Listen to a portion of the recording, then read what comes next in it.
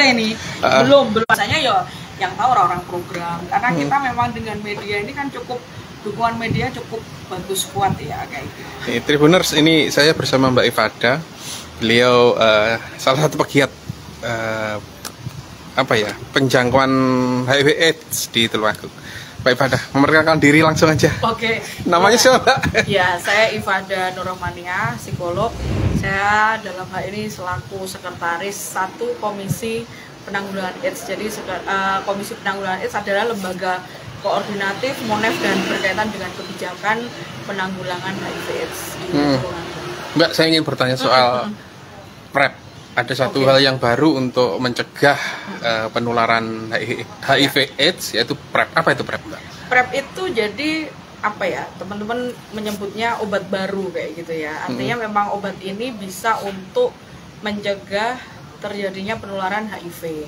Artinya memang PrEP ini sebenarnya diperuntukkan untuk populasi kunci yang berisiko, dalam artian karena temuan kasus HIV ini memang terbanyak 97% itu dari transmisi seksual, sehingga memang populasi kunci yang berisiko, yang memang dia punya intensitas hubungan seksual karena profesi, karena kebiasaannya yang kurang begitu kontrol lah. Ini memang ada hal-hal yang kita lakukan untuk pengendalian, untuk zero new infection kayak gitu, biar tidak terjadi penularan HIV kayak gitu. Tapi yang jelas ketika minum PrEP ini juga harus pakai kondom tetap, karena double proteksi ya. Double proteksi itu artinya kalau kondom untuk memakai untuk mencegah infeksi menular seksual, kalau PrEP ini untuk tidak tertularnya HIV kayak gitu. Tapi ada ketentuannya ya, tidak semua orang bisa masuk ke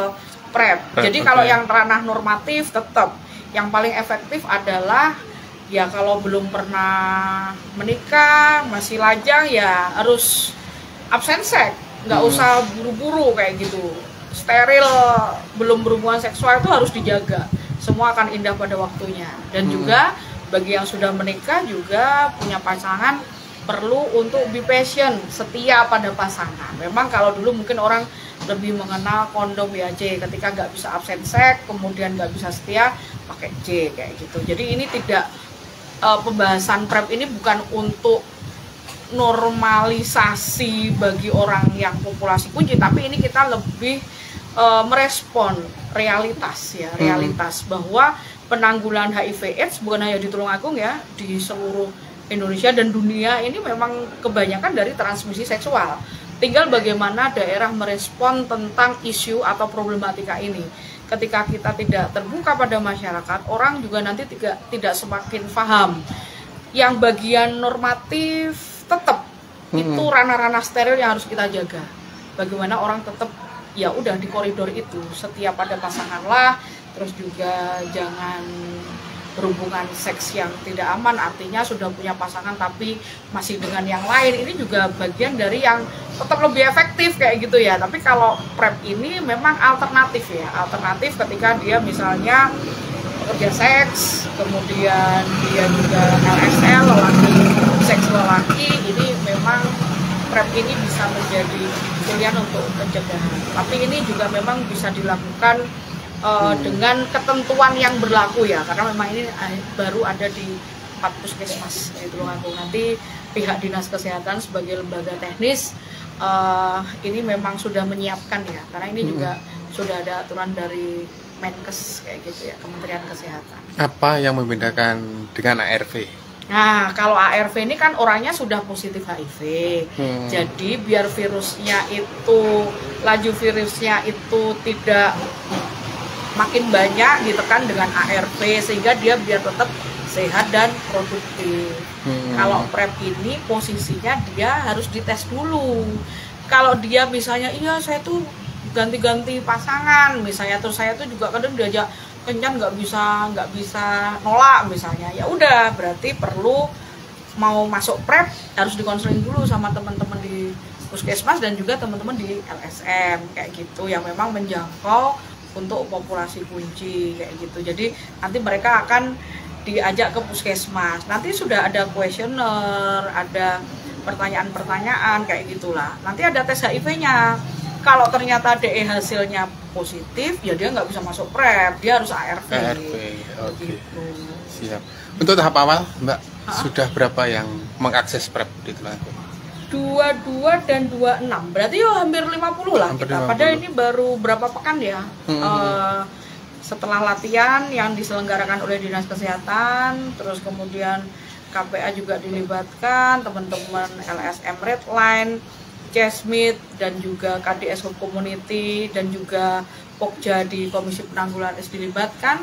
Habis itu kita berdiskusi, FGD, waktu itu juga respon teman-teman, ini yang perlu kita perkuat bahwa ini transmisi seksual nih, 97%. Nah ini juga bagian kita yang memang harus bergerak cepat untuk ingat tujuan pengendalian HIV adalah zero new infection. Jangan sampai ada infeksi baru di HIV kayak gitu. Jadi masyarakat yang merasa dia kelompok resiko tinggi, bagaimana bisa mengakses PrEP? Kemana dia harus datang? Boleh ke puskesmas Ngantru, kemudian ke puskesmas Munut, ke puskesmas Kauman, dan juga ke puskesmas Boyolangu. Boleh datang ke Dinas Kesehatan atau ke Sekretariat Komisi Penanggulangan AIDS. Nah nanti ketika ada yang datang kita akan komunikasikan kembali misalnya pada petugas pendamping. Misalnya kalaupun ternyata DE misalnya risiko tingginya bagian yang apa nih kayak gitu. Kayak misalnya kalau kita ngomong konteks remaja yang masuk ke prostitusi ini juga sudah mulai nambah nih.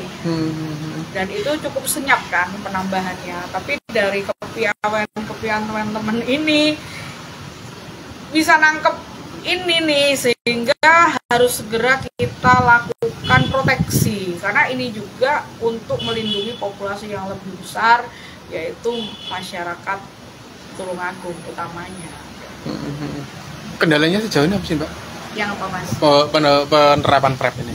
Penerapan PrEP ini juga kan karena gini ya, karena memang peta-peta itu kan juga tidak terus di tempat A ada sekian. Nah ini kan memang ya karena sekarang juga banyak situs online yang juga situs online ini juga kan tidak terbatas ya, bahkan mungkin orang luar Tulungagung menjadi kesini. Nah ini teman-teman juga mau menangkap hal seperti itu, juga ada proses-proses pendekatan, terus akhirnya diajak untuk ke PrEP ini. Tapi memang itu tantangan besar, memang ya butuh edukasi yang memahamkan bahwa gaweanmu, aktivitasmu ini beresiko. Nah dari beresiko ini kalau misalnya kamu nanti tidak ada proteksi diri, tentunya kamu nggak HIV. Kalau HIV kamu nggak ketahuan bahwa kamu HIV, tidak tertreatment oleh medis, nanti kamu juga kondisi derajat kesehatanmu juga akan menurun. Yang ganteng jadi gantengnya hilang, yang cantik jadi cantiknya menghilang, sehingga kondisi-kondisi fisik pun juga akan terjadi penurunan. Nah ini proses-proses begitu ya dilakukan oleh teman-teman.